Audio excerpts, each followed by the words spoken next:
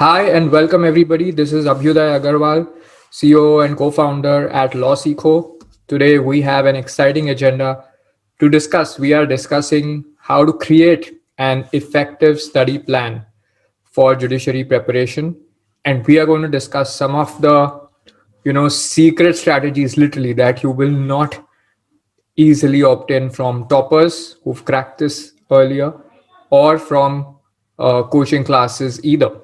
Okay. Now, I want to share how I have been identifying that this is an issue. So, for the last 8 years, I've been working on designing courses that enable lawyers to get jobs, internships, or to get their own clients, right? And LawSeco is 3.5 years old, and we really took our training a notch up. We made a lot of practical materials, created a lot of exercises, simulations for students, and then I started looking at test prep about 4 5 months back. It looked like a very daunting task to start with. The syllabus is so vast. It's not clearly determined. If you look at most of the syllabus for any particular state, it will say which subjects you have to go through, and the weightage will be given. But there is a sort of ambiguity, uncertainty, a vastness to this, and that looked scary, right? So I looked at it from the mindset of a trainer, and when I did that, I thought that, okay, how as a student, from the mindset of a trainer and a student, I try to look at this, that how should I compartmentalize my preparation, how should I make all the work a little plannable. Okay, because the reason I saw people losing focus was that they don't have a clear plan, that how will they actually effectively complete it. And when I started to get into it, for me, it was like, how do I look at this work? I mean, how do I look at starting to study? Where do I start? How do I continue? Okay. And I asked a lot of students, I looked around at various coaching classes. I spoke to people who've topped themselves and who have assisted others, trained others, those who have trained 50, hundreds of judges to hundreds of candidates to crack the judiciary exam in multiple states. And I realized that there is an incredible opportunity for students to be able to visualize, to be able to plan their own preparation, and that kind of work hasn't been done in this area. And I felt that a lot of these insights must be shared and made available to candidates who are studying for judiciary exams. And I was able to see that, fortunately, because I've been looking at working on the training aspect, and I got an opportunity to take a fresh look at what judiciary test prep is like. So I have been designing before that courses at LawSeco on different areas, from corporate law, technology, real estate, labor laws, corporate, then litigation related courses, some conceptualization, all of that I've been doing. So I had a fresh mind at it. And I realized that there is an opportunity to really look at your study preparation from an entirely new level. Okay, so I have made some notes which I really want to share with you so that you can benefit from it today. Okay, and some of you may have attended the session I took yesterday. If you have, you can say, yes, I attended it. Okay, and I asked a lot of you that what you're doing currently before I began. So a lot of you, some of you are attempting the judiciary exam this year. Others have been. There are some first year students, and it's really good that you are here. Okay, I'm very happy that you're thinking of starting to look for content from the earliest possible time in law school. Okay, so here are a few tips and few important mindsets to look at. So we usually think of this, that let me start preparation uh, in my final year, and until then, so people either start their full preparation in their final year, okay, like from scratch, or they take a formal structured program in their final year. And I'm not talking about which coaching to take, but I'm talking about this, that they decide to fully accelerate and move to fifth gear in their fifth year. Okay, if you're driving a car, they go to the fifth gear in their fifth year, and first, second, third, fourth year, what are they doing? Uh, they are following the college syllabus. Now, I have no idea where this came from. Possibly, the only explanation seems to be that you've not studied some of the subjects in law school, so you might study them. You will study them later, so no point studying them now. Or it could be that coaching classes charge 50,000, 1 lakh, 2 lakhs for every year of study. So if you start studying from first or second year, you're going to run up a very big bill. Okay, now as far as the first question is concerned, you might study only 2 or 3 subjects. You may study 5 subjects in a semester, and your judiciary syllabus will have loads of more subjects which you will study in fifth year, fourth year, third year. But the real question is this: how many of us always really pay attention in class? To what extent do we rely only on class teaching? And from what I know of our law school preparation is that your study most of the times accelerates towards your exam. 1 2 weeks before the exam, you try to do it all. So you're really using self-study method even there, and grasping subjects that you have not covered, that you've not probably listened to in class, or sometimes they were not taught by the teachers. Okay, but the only thing you have is you have a fixed set of notes and reference to cases. So when you're looking at a book, you know what to study and what not to study. But apart from that, you're really dealing with a new subject in any case, right? So here, my first input is that intellectually, you are capable of learning new subjects, irrespective of whether they're being taught in college or not. In any case, so that is step one. Okay, and in any case, you are going to, for cracking your exams, also rely a lot on your own self-study with the benefit of notes. The second thing is that the preparation for college exams and the preparation for your college exams is going to be in a different direction. It's not comparable in any way to a competitive exam prep, because you can look at it like, look at any subject you study in college. You will be looking at 25-30% of the statutory provisions. You will be looking at a select portion of case laws, and then look at the syllabus, look at the past year's papers of any judiciary exam. You will see that questions which were not discussed in college lectures are being asked. Okay, so the thing is that because law is a vast subject, in any area of law, whether it's Transfer of Property Act, Specific Relief Act, Limitations, Civil Procedure Code, look at any subject. Okay, your direction for studies for your college exam is going to be very different from competitive exam prep. What is the difference? Competitive exam prep is going to be more exhaustive, more comprehensive. It will require a lot more time. Okay, so that you are automatically going to go out of sync very quickly. Okay, if you start focusing on competitive exam prep, and you can really catch speed at this point in time. Now, those who start late, therefore, what they really have to deal with is this: imagine chasing a 500 run target, okay, in T20 cricket. So if you want to really effectively prepare for judiciary, minimum number of hours required to complete syllabus for one state judiciary exam is 3,000 hours. You compare this to other exams that people give. For example, if you want to work as a CFA, Chartered Financial Analyst, this gives you a good job at investment banks, mutual funds, all of them, good corporate job, which is an equivalent in, let's say, in the financial space. Okay, it's a very difficult exam. People who crack it get great jobs.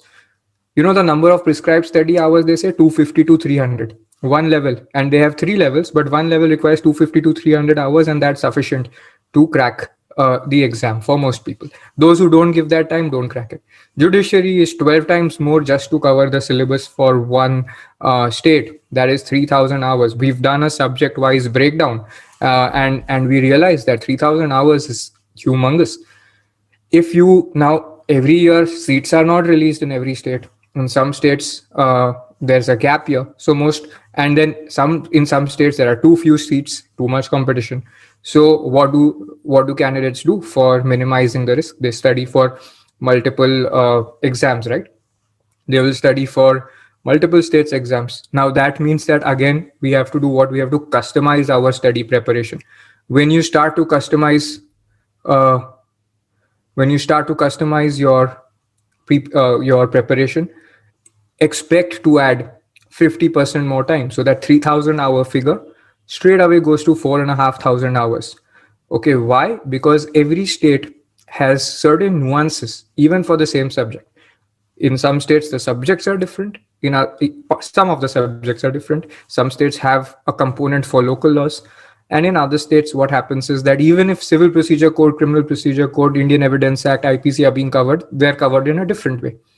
You can review, for example, a Himachal Pradesh prelims paper and a Delhi prelims paper. You will see that the way in which questions are asked are very different. Delhi will have more application-based questions, and there may be more direct questions in a prelims paper from Himachal Pradesh. Now, that doesn't mean one or the other is easier. Okay, because in one you are focusing on memorization, in another you are focusing on memorization plus application. Okay, and if you can apply without the memorization, you will fail to crack the one where memorization is important. So what does this mean? This means that specifically you must be able to customize your preparation. Okay, that means additional effort. So you're of course you're maximizing the chance by sitting for more exams, but you accordingly need to prepare for more state related specifics.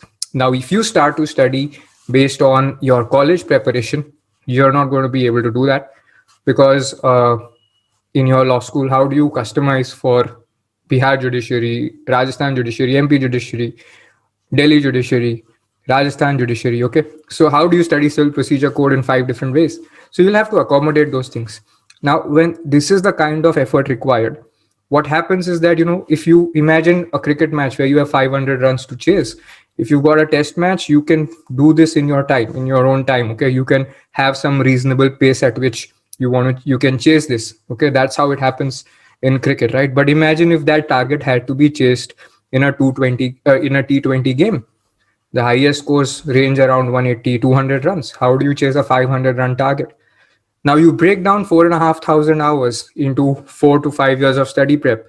You will realize that at an average, you need to study 3 to 4 hours a day if you start in first year. In fifth year, if you start, this turns out to about 12 to 14 hours every day. Historically, we've never had that kind of experience to study for 14 hours, 12 hours every day. You've got the experience of studying 8 hours, 6 hours, maybe 10 hours before your college exams. That too, one can last for maybe a couple of weeks. Okay, because you take break days and all of that in the middle. Sometimes there are holidays between exams. So 6 hours, 8 hours is what we know how to study. Recall your board exam prep also. That's how much you've studied. Okay, so studying 14 hours, 12 hours around your fifth year is humongous. Now, for those of you who say, I'm starting to prepare early by keeping pace with my college studies and in fifth year I will take coaching, it's not a question of when you take coaching. The question is whether you are studying the way judiciary exam has to be prepared for. Okay, if you're not doing that, then you're losing the advantage by starting early also. You have an advantage by starting early, but if you're not able to appropriately customize, then you're losing it, right? Now, let's look at this. Now, the other thing is that a lot of us think that, so I'll come to study plans also, but one second. Now, the next thing is that what are the learning techniques we are applying for our study? Okay, because I've seen, when we try to learn a new subject, our study habits are what we learned in primary school or high school. Our learning habits have never improved. So what is the standard way of studying? If I ask you, you will say, I'll read the chapter, I'll try to learn it, and I'll move on to the next chapter after I complete it, right? So what happens in this process is this, okay? You can have one line, okay, saying that the limitation period for recovery suits is 3 years. Okay, then you will have an article, a section, and an article number inside the Limitation Act in the schedule for that.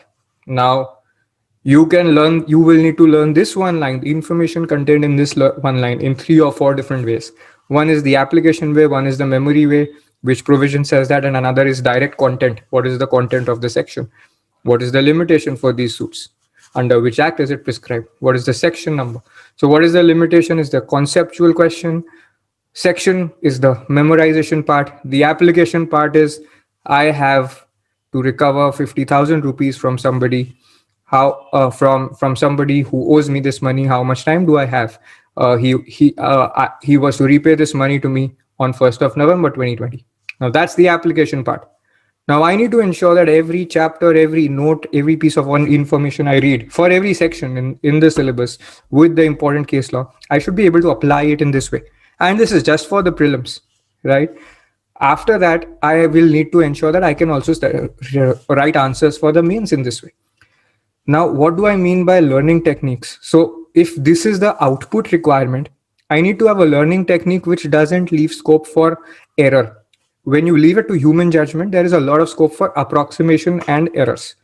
What is the approximation we do? When we read without testing, we say that, I have understood. Broadly, I have understood.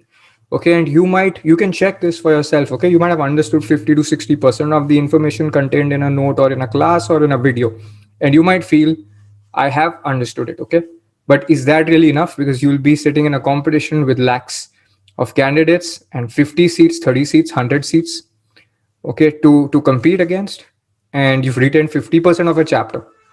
Okay, and that's the normal retention capacity for your peers as well. So how do you have superior retention? So one aspect will be on study techniques, how to improve those. Second would be on actually testing, so that for years or months you don't use this kind of study technique. Now, if you look at the agenda of a coaching class, it would just be this, that, complete this part of the syllabus, complete this part of the syllabus, complete this part of the syllabus. So how do you measure that completion? The coaching class has taught this, but did you as a student learn it and complete it? Okay, so the tracking has to be different for every student, right? So there has to be some side of it which you can see, where you can individually see that this is being completed. With or without coaching class doesn't matter, but you need to have that control of your learning process. That, because 3,000 hours of distracted, defocused study will equate to lesser, we will not give you the results. So you need to have quality of learning, quality of retention. All of that is important, for which appropriate testing mechanism is important. And here there is one more tip I have for you, is that a lot of you think that, for prelims it's only going to be MCQs, so I should only practice MCQs. Now there's a very big problem here. Of course, in your mains you're going to have subjective answer writing, but the big problem here is that, how do you really learn? Human beings learn way better by writing than by any other way. Okay, so you might read a chapter and you might feel I remember it without even thinking of writing the answers, and that is misleading. Try to reproduce it. You will identify on your own self that what are the gaps. You will need to refer back to the study material that you have, whatever book you're reading from, and then write the answer again. So what do you need for this? You need a question at the end of the chapter, a judiciary exam focused question. So if you're reading from a Bangia or any textbook, you need to have a question that comes from, for that chapter, from a competitive exam, so that you can write as per that exam. Then you need to check that in the book, is it correct? Have I remembered everything? Then you need to add that in.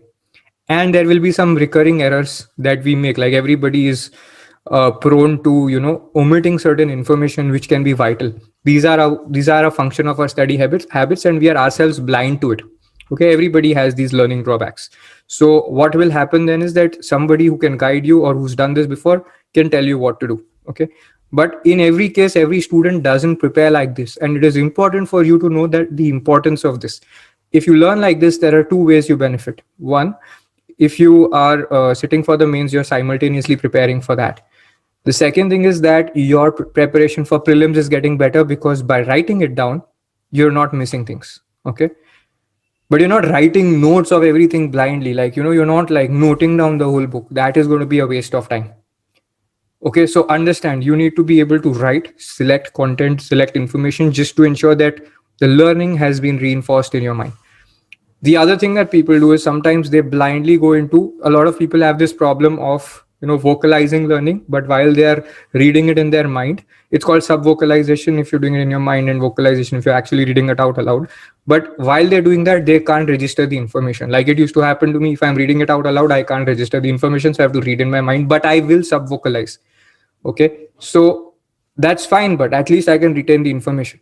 What's worse is if you skim through, like, some people try speed reading without mastering retention. If you try that, you'll go through it very fast, but you have to be able to retain what you have. Okay. So don't practice skimming, practice speed reading with retention, not without retention. Okay. This is a major pitfall that I faced when I had to deal with volumes of content to learn. Now, it is not difficult to create backups in litigation or corporate jobs while preparing for judiciary exams if you start early. With one exception, do not leave, uh, do not think that I'm only exploring. Why should I figure it out right now? Isn't it too early? My batchmates don't have to deal with this problem. Why do I have to? Why can't I just chill with them? Or why can't I just take it easy? Why can't I follow my law school curriculum? My law school curriculum requires me to follow, or the recommended path for internships is NGOs in first year, trial courts in second year, appellate court or Supreme Court in third year, corporate firm in fourth year. Why can't I just follow that path? Okay. Few problems with that. For people who want to crack private sector jobs, that path doesn't work alone. They need area focused internships. Okay. So if you decide to work in IP, you need IP focused internships. You want to work in corporate, you need corporate, you need law firm internships. You can start with smaller law firms and then use that to get to bigger law firms. Okay.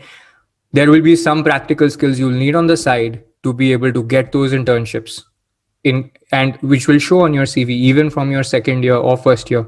You will have better skills, than you will have more relevant content in your CV as compared to another student who's not preparing in the way you are. Now that kind of work also does not require more than 1 to 2 hours of structured learning every day if you want.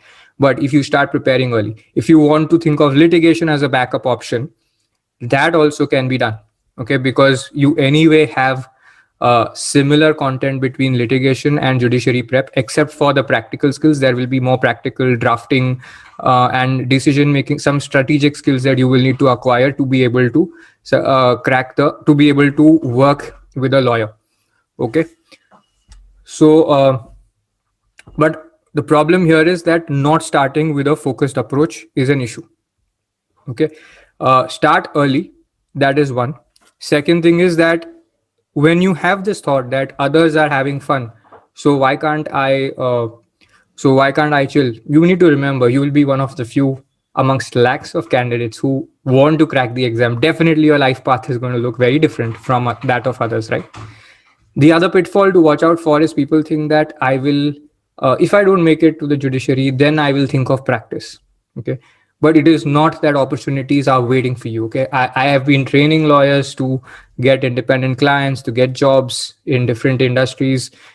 The challenge there is that they do not have enough practical skills unless they've started working on them from early on. Okay. So it's not that, private sector jobs are waiting for you. And if you just say that I'm willing to work hard, people will take you in. So you will need to invest some time to be ready for that.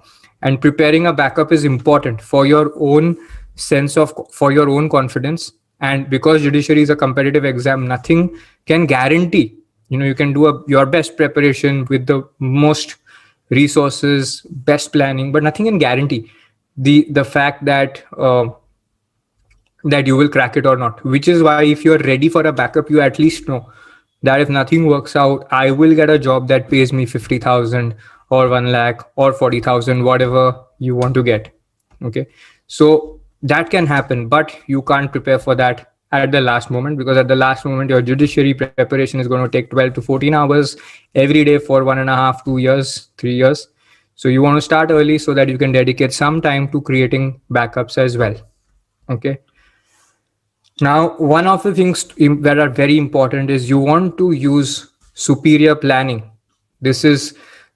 Planning is completely underrated. What do people focus on? I have to study hard. Hard work is overrated and planning is underrated. I want to study very hard. I'll study for 14 hours every day. I'll study for 3,000 hours. Now, 3,000 hours is a certain measure.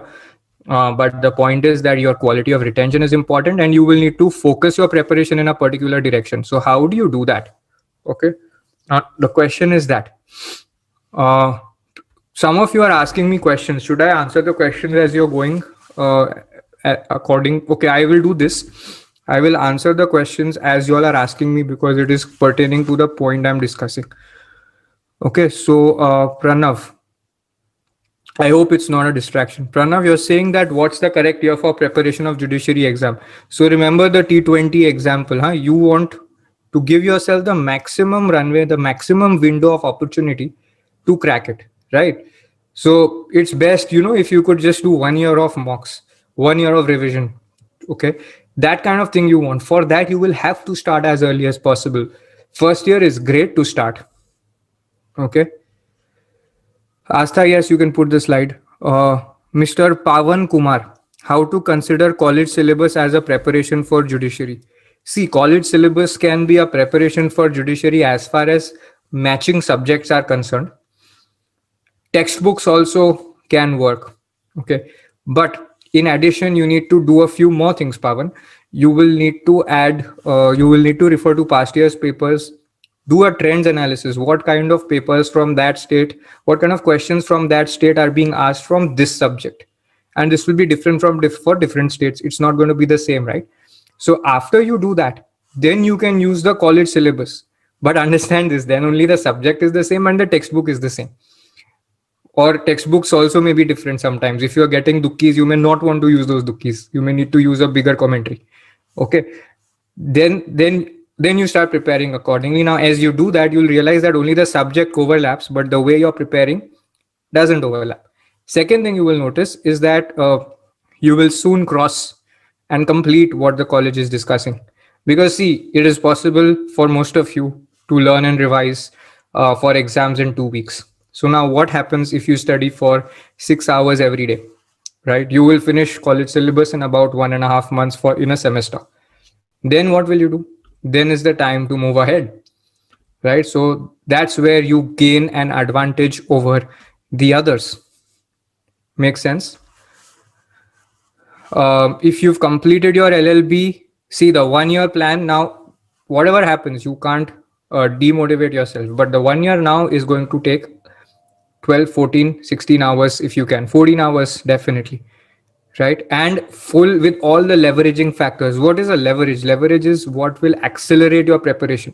So 14 hours in a focused direction is important because two people studying for the same number of hours can have a very different output based on what kind of guidance they receive, what is their own learning capacity, how focused they are, okay, how attentive they are, and a lot of these things improve with guidance. So Somraj, you might want to look at that because you have less time. So accelerating your prep is very, very important. So in 1 unit of time, you should be able to cover much more than somebody who would, let's say, who's in the 3rd year or 4th year. Swapnil, how to create job, this thing, how to create backups, right? So Swapnil, as I said, that if you're starting in 2nd, 3rd, 4th year, 4th year is late, okay, 2nd year, 1st year, you can simultaneously take some time out for internships, but not only as per your college syllabus, but as per your area of interest as well. If you want to go in litigation, do your trial court internships or whichever side you want to focus on, or you want to do IBC litigation, NCLT litigation, do internships with such litigators. Okay, that would mean that your extra 1 or 2 months every year, extra 3 months every year would go in internships, right? So you will have to simultaneously balance judiciary prep. If you start this in 2nd year itself, your average time per day for judiciary preparation is going to be around 3 to 4 hours, which is manageable. 3 hours, 4 hours, you can study with judiciary prep while doing these internships. When your internship is over, what you're going to manage is college work, 3 to 4 hours of judiciary prep, 1 to 2 hours of learning of practical skills. Okay, so now these three get managed, and then during internship, what happens? Again, you do internship and 3 to 4 hours of judiciary prep. That's it. Okay, that is how you manage this, Swapnil. I'm taking the questions because I think that this is kind of connected to what we are doing here. Okay, so Adil, I just explained how to manage time, huh? But if you're like, if this is your final year, okay, and you're in a job, then 3 to 4 hours will not suffice, right, for your judiciary preparation. This applies if you start in 2nd year, 3rd year. How do you do that with a corporate job? So there it is harder, and you may need to take out dedicated time with coaching, which is directly focused to accelerate your preparation. Okay, ideal timetable to prepare for judiciary M31. depends on, okay, I'm going to skip some questions because now some of them are going in a slightly different direction and we'll take those at the end. But ideal timetable, I will come to. Ideal timetable depends on whether you start in first year, second year, third year, fourth year. Okay, but you have to add up to this. Okay, overall, there are 4 5 plans that you have to make. Okay, what are the plans? I'm just telling you. This was the point we were on, right? So you will have one plan which totals up to the total number of hours. That will be broken down into a subject wise study plan. Okay, we'll share some of this content in on 8th December 6 to 9 p.m. There's a free workshop, you can register for it. So it'll be heavy, it'll take more time. Okay, 3 hours it'll take. So there'll be a subject wise study plan which will break down important subjects and number of hours you need to dedicate to it. Then there will be a daily study plan which will have, let's say if you're studying for 8 hours, okay, then you want to divide your preparation, this much time live classes, this much time watching a recorded video, this much time reading a note, this much time cracking solving MCQs, this much time for answer writing. Then you will need to take out about half an hour to 1 hour reviewing results. Okay, half an hour you will review results, 1 hour you will fix what you didn't do, so you will need to restudy what you didn't do. Okay, so if you make an 8 hours study schedule, I would advise you to start with an 8 hour study schedule if you're around second year or around your third year or fourth year. Fifth year onwards, you have to go all out, 12 hours, 14 hours. So I can give you 8 hour breakdown. This was the 8 hour breakdown. Okay. Kshitija, you will need to do enough internships to be able to get a PPO or at least an opportunity from somebody to come back if you intend to pursue a private job or to pursue litigation. Okay, but in fourth year, you don't have a lot of time to do a lot of internships, so you may need to have some training on the side with your judiciary prep. Okay, we will discuss this a lot more at length on 8th December. But what I'm saying is that then when you don't have a lot of time for even internships, then you need enough practical training on your career and judiciary prep so that a backup is nurtured. But by fifth year onwards, please don't nurture backups. You will have to get all that sorted beforehand. So that fifth year onwards, you're focusing fully on your judiciary prep. Okay, now I'm going to move ahead. Okay, I hope some of the questions are answered. I'm going to take Q&A also. Right now, I've been dealing with the chats. Q&A will take in a bit. Sorry.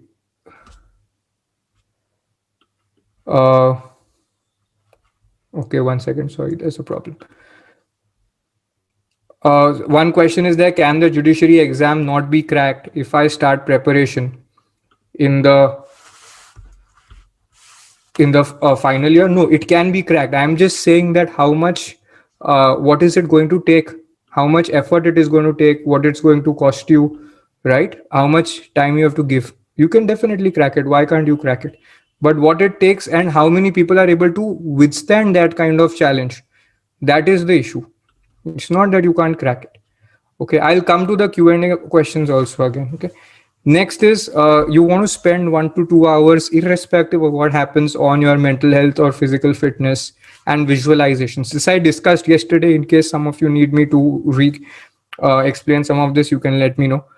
But so you want to fix your nutrition. You want to focus on what is mental health. You can do it through visualizations, listening to affirmations, writing down your visualization, journaling, mirror work. We discussed this yesterday. Some physical exercise. You can do some workout or yoga. Okay, and have any nutritional supplements necessary to keep you in good in good shape, because our everyday diet often doesn't provide us the nutrients necessary, and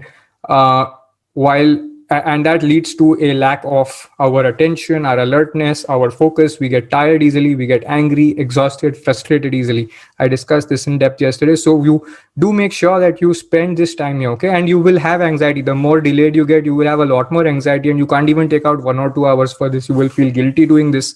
So make sure you build it into your habit as you start early. Then state specific preparation, I've been discussing on this. Yeah, why it is very important. You cannot confuse judiciary preparation for one state with other exams, and there is a complete lack of resources as far as analysis is concerned. You will get past year's papers in books and online which will tell you that what the questions were, but how much do you go about preparing for different state specific exams? This is a very, very big challenge, right? So now you will need to figure out and keep that additional time for state specific preparation. So you can do a generic preparation, but if you complete, so how will you prepare, let's say for a CPC, if you're doing that, right? You take those 3 or 4 states. The first thing you will do is take those 4 states or 3 states which you want to appear for. Take that, see the, mark out the questions for that subject, for prelims or for mains, and for mains together. Okay, sit together with prelims and mains papers, mark the questions out, and then study the subject. Try to answer those questions. Okay, and this is only ensuring that you're prepared with those questions. But you will need to prepare for additional questions. So you need a practice repository of a huge number of additional questions, right? So that you can practice for other questions that are asked, because every time all the questions won't come from past year's papers. Some questions may be repeated if you're lucky, but every question won't be repeated. So you need a bigger knowledge bank to practice from. And once you're sitting with one subject for preparation, at the same time you will be doing all this answer writing and objective MCQs, so that you have 2 levels of testing done. You have objective MCQs sorted, which are topic wise also. So every day when you study a topic, you get practice MCQs and answers on that. Then at the end of it, repetition, remember, is important. Okay, so at the end of it, after the subject is completed, you will practice it again, the whole question bank for objective questions plus new questions plus answer writing. You will need to do all of that once again. And I'm not saying this out of the blue. You can see any skill, right? Like if you look at doing yoga, stretches, martial arts, swimming, anywhere, any professional sport you look at, you will need to practice repeat the same thing again and again to develop some mastery. So repetition will be important, at least 2 to 3 times, to reinforce your learning. Otherwise you will forget. You may fear that what happens when if I finish CPC in second year and till 5th year I don't revise it. But the thing is that you will need to structure your revisions, but every subsequent time that you revise, you will remember all of it very, very fast. Okay, so it will taper, the revision time will reduce. Okay, so do not be worried that I'm going to study early and forget everything. That is not going to happen. The other thing is, so these are some of the other challenges which people don't grapple with in their first attempt, especially in their first attempt, but that's going to be their best attempt. I'm going to explain that in a moment. So what is the challenge here? General studies, answer writing, and judgment writing. Okay, these 3 subjects are peculiar, I would say, with respect to judiciary exams alone, right? So general studies has current GK and static GK. But the flavor of this current GK and static GK again differs from state to state. And there is no fixed duration and there's no fixed textbook that you can use. Okay, of course, you can use a yearbook like Manorama or any other yearbook that is published for competitive exams. But there's a certain flavor that a judiciary GK paper would have. And in some states, you have for static GK, you have class 10 physics, chemistry, bio, some parts of maths, geography, history, all of that covered. Okay, that's part of static GK, and uniquely it pertains to how something India did, some Indian satellite that was launched, and all of that. I was looking at the UP prelims and looking at that. Then international commissions, UN, international organizations, all that is there. Now you can't learn all of that in a rush. It's very problematic because you can't predict exactly what will be asked. Current affairs is still possible. That's the last one year. Okay, but what about static GK? And how do you remember this for important milestones, right? So what you want to do is get into the habit of doing this every day, right? Every day, spend 20 minutes, 30 minutes on this. You can't read the newspaper for 1.5, 2 hours. You can't read multiple newspapers for that time. So you want to just keep a focused amount of time. So there is a free resource also that we have. It's called the Daily News Analysis. There's a playlist on lawseco.com called Daily News Analysis. This is on the YouTube channel of LawSeco.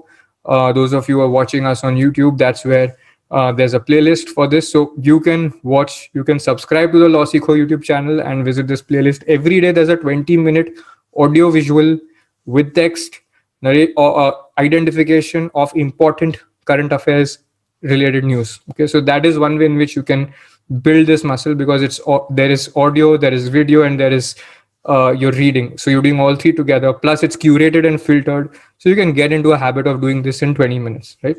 Now, some of these will go in parallel to your subject-wise preparation. That 8-hour plan that I said, you will have it. You will have general studies, answer writing, and judgment writing go in parallel.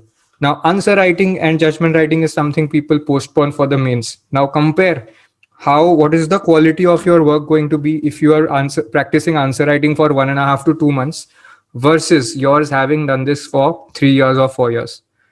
Some of you think that in my legal writing class or when I study legal writing in fourth year, I will learn something new. But there is no mysterious skill about this. There are very clear ways in which you can write.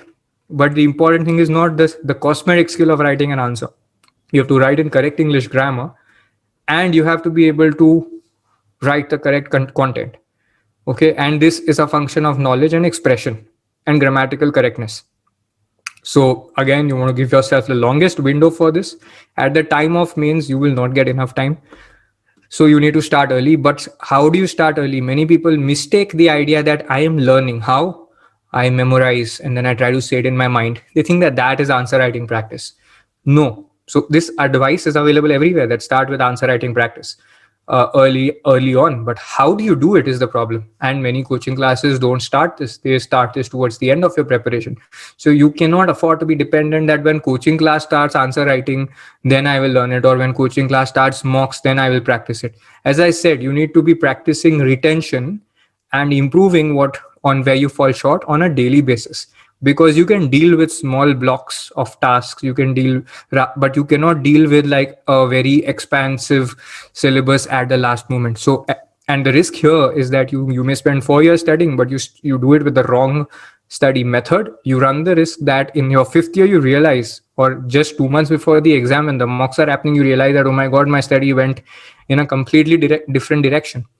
So in order to not face that risk, you want to ensure that you keep practicing retention, and answer writing helps you to even prepare for prelims. And this perspective, I don't hear people say, like, when you look at those MCQ textbooks, you will learn only those questions. But when you practice answer writing, you will realize the kind of the coherence with which you learn and retain information, the connection between different bits of information that gets made, which never gets made when you're practicing MCQs, because it is pure, it looks like it's cramming.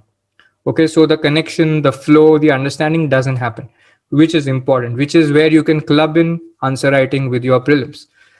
Judgment writing, again, there are states where you have to write judgment writing. This is a component for the mains. So this is again something you want to practice from early on. You're studying Civil Procedure Code, Criminal Procedure Code, Indian Evidence Act, Indian Penal Code at a very early age in law school. So why not start working on judgment writing also? Right? And in any case, if you're studying for even 3 months, 4 months, seriously for judiciary, you will very soon get ahead of your class, ahead of your batch in law school. Now, why on earth would you want to lose that advantage? Right? Why would you want to put yourself back and put yourself at par with everybody else who's going to start in 4th or 5th year?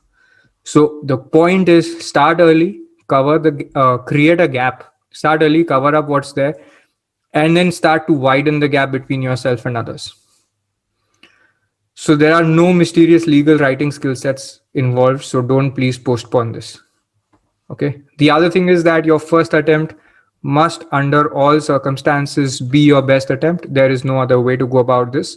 Why? I'll tell you. Okay. For many people, you think that I can give my second attempt or my third attempt later.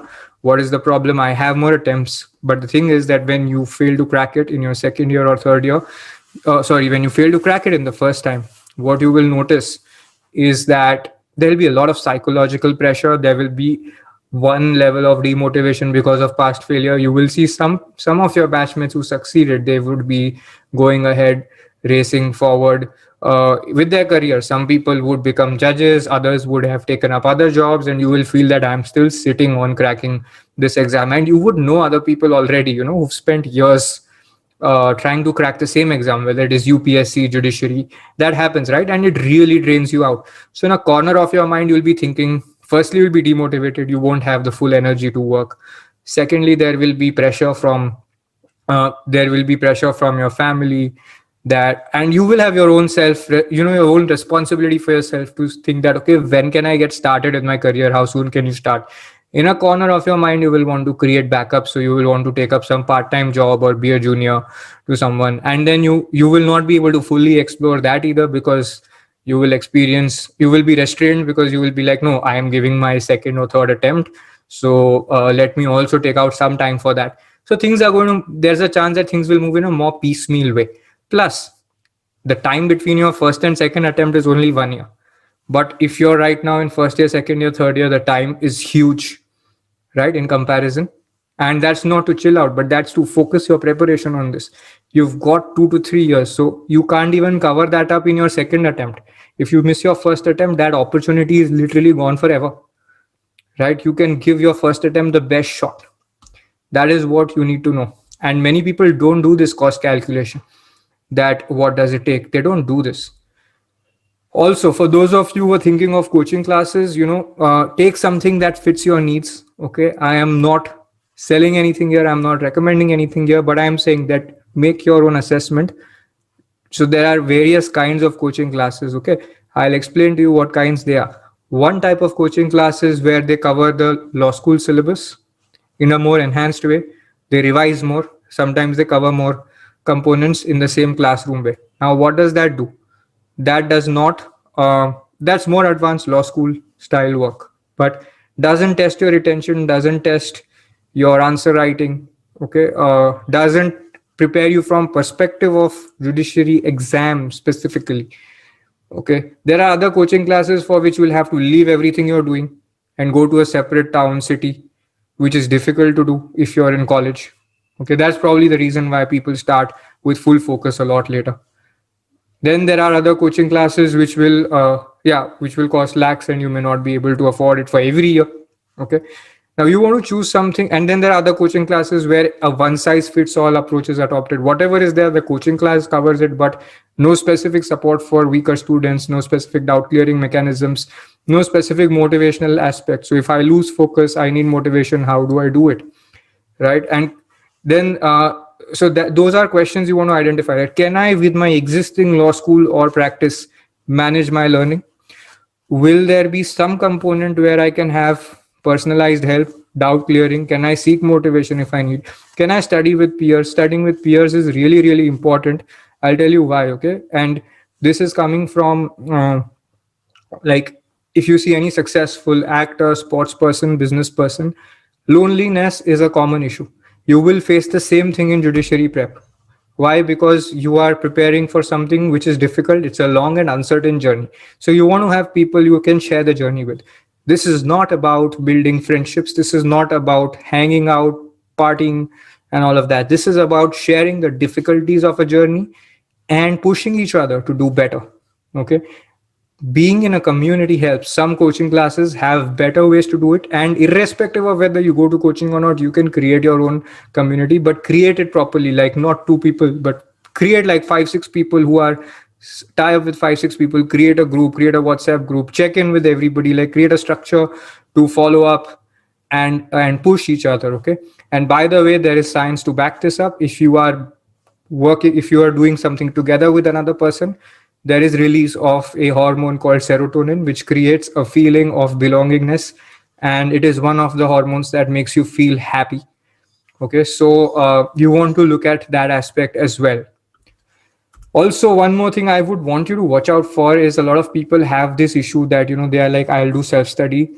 Now the thing is that track record of self-study you have to see in your school or college when you have been studying for your board exams or your college exams. There's absolutely no comparison with a situation where lakhs of people sit for the exam and there are 20, 50, 100 seats. Okay, in your college, probably you've got 50, 100, 200 people where you've topped. That has nothing to do with topping a judiciary exam, because there lakhs of people will be there. Okay, so it's self-study will be required any which ways. Everybody who goes to coaching doesn't crack it. 3 to 5% will crack it. Now, in any batch, if you have 100 people, with some accelerated learning, some of them would crack it. Okay, so it's not that taking a coaching will alone make you crack it. It's not that self-study will make you crack it. Self-study will have to be done any which ways. What you need to identify is what will maximize the efforts of my self study and what kind of guidance do I need and where. Also, there are no specific medals if you don't take coaching. There is no prize, right? In my class 10 exam, when I was studying in Bombay. There was class 9, class 10. There was a whole culture. Today also it's there in metro cities at least, to take a lot of private tuitions. And I actually got a scholarship for not taking any tuitions for my board exams and coming second in school. Okay, but for judiciary exam there are no such medals. It doesn't matter you took one coaching, five coachings, no coaching, doesn't matter. If you cracked it, you cracked it, right? So it doesn't lower your, it doesn't make you inferior in any way if you took support. So take support if you need it or where you need it. Okay, and because there is lack of similar prior experiences, you're dealing with a new subject, new exam, you've not cracked it 20 times, syllabus is different, there are more likely than not, there are chances that you will need help. What form of help, that you can decide for yourself, right? But I'm giving you an example that these are the questions to look for while deciding for help and while selecting a training or a coaching class. And I will also cover separately this thing, and we will also discuss this on December 8th about how to go about this process. Okay, now so this is about going the long journey with a community. Now this community you can create or you can get it in a coaching class. One more thing to keep in mind, okay, and this is very important for the interview stage and knowing your practicals. Interviewers, so there were in certain states earlier, freshers could not give the judicial services exam. It was about 15-20 years back. You needed to have a certain amount of experience, and then there was some discussion to have that again, because there was this conversation in the news that young fresher judges don't have enough life experiences to be able to decide matters well. Okay, now what you want to know from this is that at the interview stage, imagine sitting there with somebody, you are a fresher, and imagine somebody else who's got 3 to 4 years of experience.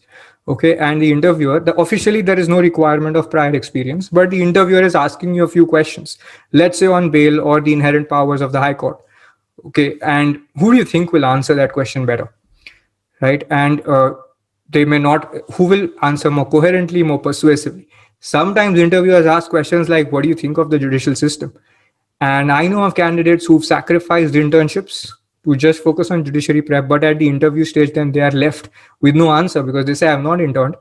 And then they repeat something like what they've heard in the movies, that Tariq pe Tariq is what I know. Court cases are pending and judges, there is so much litigation pending. Now, how do you think that answer would be appreciated by an interviewer? And some of them will get offended by it, and it reduces the likelihood of making it. Many students, many candidates don't realize what mistake they made when they answered a question like this. So you want to minimize the chance of such accidental errors.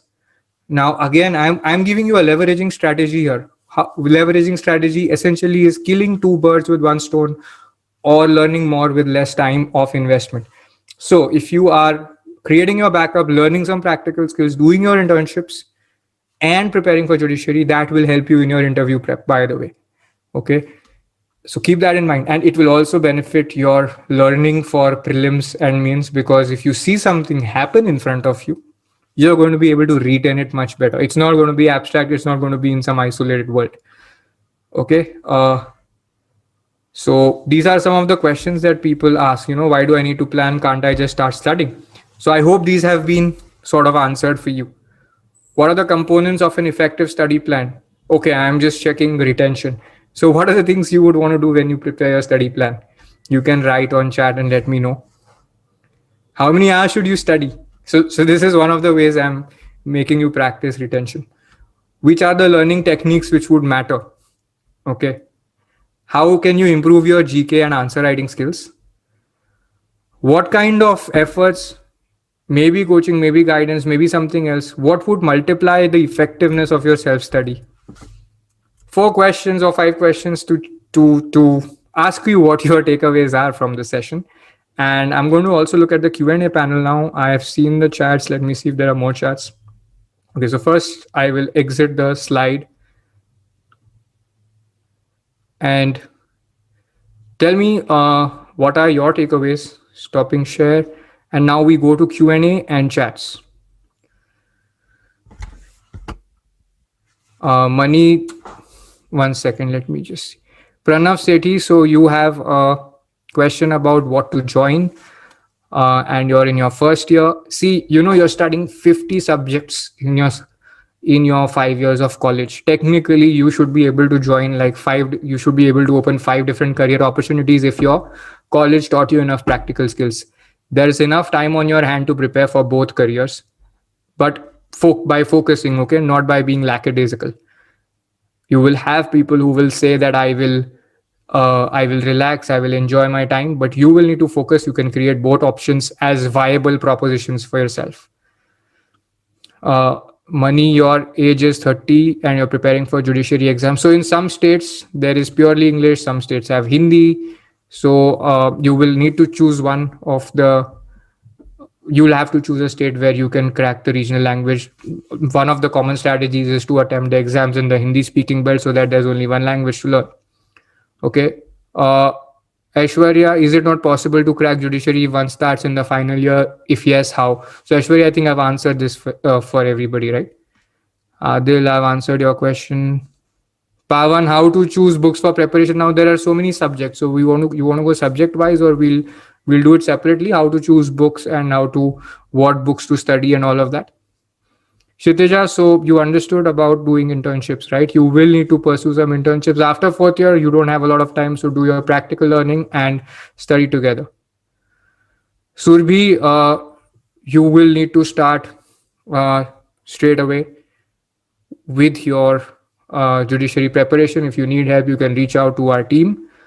Also, one more thing, I would love to invite you for our subsequent sessions, which are every day I'm holding them. So come tomorrow at 7:30 p.m. And on 8th December, there is a workshop that I'm conducting for which the link has been shared by Astha on the chat group. And this is going to deal with a lot of your questions in a lot more detail. This is a free workshop, 3 hours. Okay. We will discuss this theme, how 99% judiciary aspirants sabotage their own preparation. So you will be able to identify what not to do. And we will work on creating a more detailed study plan. Right now, I could cover some points in 1 hour. I hope you found this valuable, but in 3 hours, we will get to a lot more detail, right? Ujjwal Gaikwad, you will need to look at if the age is not a barrier. I don't have offhand knowledge on which states you can give this in, but if age is not a problem, where age is not a problem, you must definitely go and attempt. Okay. And if you stop practice 4 years back, that doesn't matter. Then I'm looking at the Q&A panel. How to revise procedural laws for judiciary? Sayan Sinha. So how do you revise procedural laws? You do the same thing, repeat the tests, perform more mocks, write more answers, right? More answer writing. So it's basically the same thing. All revisions are going to be the same, but your time spent on that is going to reduce. Sushalini Sethi, state judiciary exams have different rent control acts and different criteria for language. So you want to begin, whenever you begin studying, you want to choose which exams you will sit for, because language can be a big barrier and you can't learn too many languages. Okay, one is the maximum you can think of. So people use, let's say, the Hindi speaking belt. Now, when you're doing rent control acts, best way to do that is most rent control acts have a pattern which is similar. Exact provisions are not. Number of the provision will be different. Okay, key parts will be different. Key parts will be similar. So you will try to track that. Okay, there are patterns you will identify. You can do it on your own. Our team helps our students to identify those patterns. But the point is that the pattern has to be identified. But first, filter out the exams you will not attempt. Please don't attempt too many exams which don't add up. Okay, because you'll have to learn regional languages. That won't work. Shreya, okay, we will look at this on December 8th in the workshop on how to create a study plan for, let's say, DJS, where you can't find a pattern. Sushalini, how do you practice answer writing and judgment writing if you're not into any coaching and preparing on your own and there's no one to analyze and assess your answers? Good question. So I can say what's best available without coaching. You will need to find a question bank and write, and then check on your own, and then see what you can improve.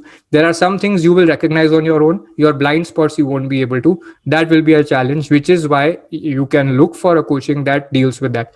Of course, at Law Seekho, we do that. but I am not here at the moment to speak about that. But you're most welcome to reach out to our team and discuss this. Okay, but that is where the coaching really helps, because it makes the process faster. And you know what happens is, when you're changing between tasks, like you write the answers, now you need to check, then you need to rewrite, then you need to review, it becomes very tiring. You get tired much faster. So that is where having a coaching really helps. How to begin with answer writing? Yeah, so question bank and then practice writing answers. Question bank is, one is real question bank, then you can buy a book if you get off mock questions. Okay, what is the right way to answer a mains question and how to check if it is accurate or not? That you're asking me all the questions where the challenge is there and where people actually need guidance. But to some extent, you can verify the answer by opening the book. To some extent only. Okay. And yeah, that is what is there. And you may need 2 or 3 books with the Bear Act to create a model answer for yourself. That's where people struggle, that they don't know the model answer. But a lot of people don't know like even one form of right answer. Okay, there are ways to prepare one model answer, and then there are ways to improve it. But you need to get to at least one correct way first to start off, right? Any specific what will give one an extra edge over others if there's nothing special? Oh, anonymous attendee, you're missing out the whole idea of advanced practice. You will become special if you're practicing it for 3 years, judgment writing and answer writing both. And you will refer, if you're taking help, you'll refer to model questions, model solutions, you will get coaching, corrections. So you will have an edge. There's no comparison with that. If you have practice, you have a wide bank of questions to practice from, and you have coaching and corrections on that. Okay, not random coaching and corrections. Okay, then it will help. Surbhi, we may get on a call. Maybe you schedule a call with Asta so we can speak further. Anonymous attendee, if you're starting in the final year, 14 hours of study prep every day, then you will have to slot out time for your GK answer writing separately. Live classes for one part. If you're attending any coaching, I'd suggest that you do, because it's too late already. So high time to accelerate your preparation. Then what else can you do at the same time? So 1 hour to 2 hours studying notes, chapters, whatever you call that. Approximately 2 hours practicing, 3 hours practicing writing your answers, giving mock tests, reviewing what is missing, and then revising that. So 3 hours will easily go in that. Okay, how to manage Vaibhav? If you have 6 hours of class, you can start early, or otherwise you're left with 8 hours to prepare. Use those 8 hours with maximum guidance. Okay, how do you leverage those 8 hours? Get guidance to ensure that you can learn more in 8 hours than somebody else, right? How to cover up each subject? What do you mean cover? How to retain current affairs? Reading again and again will serve this purpose. Reading consistently over a period of time and practicing general knowledge or through mock questions, question banks will help you, Vaibhav. Darshu, how to cover each subject? What do you mean by cover each subject? What methodology? So methodology, I said in the daily study plan. Now, which subject you study at a particular time will change. Once you complete one subject, you move on to another. And if you get bored, then you can divide your daily preparation with two subjects at a time, so that you have a variety to deal with. Okay. Bhavesh, the question is abstract. Trust me, your question is more about not being able to retain, okay, and not having enough fodder for practice, enough practice questions. Okay, Ritesh, doing internships is beneficial for judiciary or not in different fields. Specifically for judiciary preparation, litigation internships will help. Bangya, see, you will need to keep changing your books. You can start with Bangya, but when you practice your mocks, you might have questions from outside. Okay, so the question is, you will need a wider bank of books. Okay, how many states should one select for judiciary exam? Between 1 to 5. 1 is too little, I think. 2 to 5 is good. Doing internships, yeah, okay, then. Okay, I'm not going to take questions at the moment for specific books. We can discuss that on December 8th, okay? Should you practice answer writing of subjects and topics which you read the same day? Anonymous attendee, perfect. Anonymous attendee, we provide sample answers in the course at the moment. How many? 5,000 sample answers. How will I provide? 100 sample answers also I can't provide here, right? Should we practice answer writing on the same day? Yes, that's exactly the way you want to do. Topics you read, you practice for that. And every month you practice the revision of that. So you write it again to see what you remember and what you don't. So you need a test at the end of every month. Okay, Ritesh, I answered your question. So with that, I have discussed the agenda for today. And tell me how you all have benefited, guys. Happy to know about that. Did you find this useful? Do you find this to be implementable? Pranav, if your college is from 9 to 5:30, and I think if you're in first year, so you can manage this, right? Because in first year it takes 3 to 4 hours of study time only, and you will realize that you will soon get a grip over your college work. You'll be able to carry some books to college in your free time, or between in the time when the teacher is teaching the same subject. You can also study, learn more, cover more, learn faster without violating any college rules. Okay, that will start to happen very soon, and there'll be gaps between different classes, so you can study at that time. There will be ways to optimize. This is in addition to the 3 to 4 hours which you will get apart from your college time. Reena, I don't know at the moment about the answer to your question. Sorry. Jamshed, if you're a Hindi medium student, how to improve English, you can take up an English course that is there. There is one that LawSeco conducts, which will enable you to learn English from grammar, listening, oratory, comprehension, all of these perspectives. Sushalini, okay, thank you, Sushalini. Thank you, Pranav. So, can you all share what you all can implement? So, I understand that you found this to be helpful, but what can you implement? And I'd really love to see you all on 8th December. Okay, we will have Shweta Devgan, also our project lead for judiciary test prep. We will invite Harsh Jain, who's personally coached more than 50 candidates in cracking judiciary exams of multiple states. So it will be very, very exciting. We will discuss how to create a study plan. Okay. Anonymous attendee, yes, you can start studying in third year. Is a good time to start prep. All right, everybody. So thank you very much. I'm going to stop the live stream, and I hope to see a lot of you tomorrow for my session